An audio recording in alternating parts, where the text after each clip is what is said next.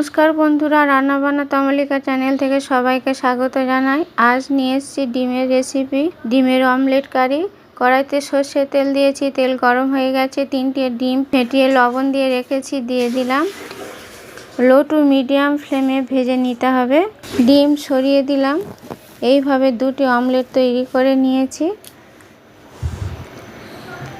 উল্টে দেব, আরেকটি এইভাবে উল্টে দেব। লো টু মিডিয়াম ফ্লেমে উল্টে পাল্টে ভেজে নিতে হবে।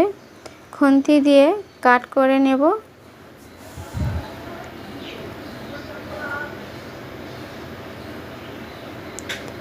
লো টু মিডিয়াম ফ্লেমে 5 মিনিট ভেজে নিয়েছি, ভাজা হয়ে গেছে, তুলে নেব।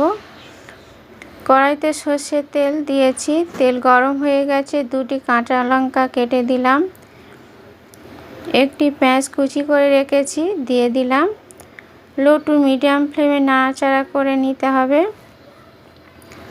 পেঁয়াজ ভাজা ভাজা হয়ে গেছে, লবণ দিয়ে দিলাম। পেঁয়াজ, রসুন, আদা, কাঁচা লঙ্কা একসঙ্গে পেস্ট করে রেখেছি, 3 টেবিল চামচ দিয়ে দিলাম। লো টু মিডিয়াম ফ্লেমে নাড়াচাড়া করে কষিয়ে নিতে হবে। পেঁয়াজের থেকে তেল ছেড়ে দিয়েছে। হাফ চা চামচ মিষ্টি দিয়ে দিলাম। একটি টমেটো পিউরি করে রেখেছি, দিয়ে দিলাম। লো টু মিডিয়াম ফ্লেমে নাড়াচাড়া করে কষিয়ে নিতে হবে। কষানো হয়ে গেছে, 3 মিনিট কষিয়ে নিয়েছি। হলুদ গুঁড়ো 1 চা চামচ, লঙ্কার গুঁড়ো 1 চা চামচ, জিরা ধনের গুঁড়ো 1 টেবিল চামচ, কাশ্মীরি লঙ্কার গুঁড়ো 1 চা চামচ দিয়ে ভালো করে নাড়াচাড়া করে কষিয়ে নেব। মশলা থেকে প্রায় তেল ছেড়ে দিয়েছে।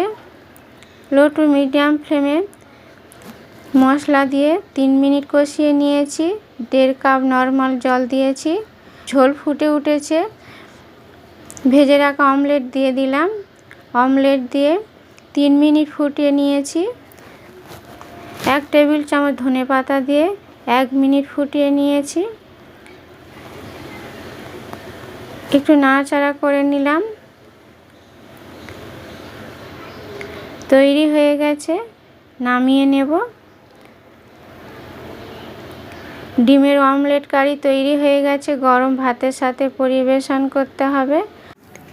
বাড়িতে হঠাৎ কোনো আত্মীয় এলে বা ছেলে মেয়ে বাইরে থাকলে চলে এলে এইভাবে চটজলদি ডিমের অমলেট কারি তৈরি করে দিতে পারেন। খুব ভালো লাগে। আপনারা তৈরি করে খাবেন। আশা করছি আপনাদের খুব ভালো লাগবে। ভালো লাগলে লাইক, শেয়ার, কমেন্ট করবেন। নমস্কার।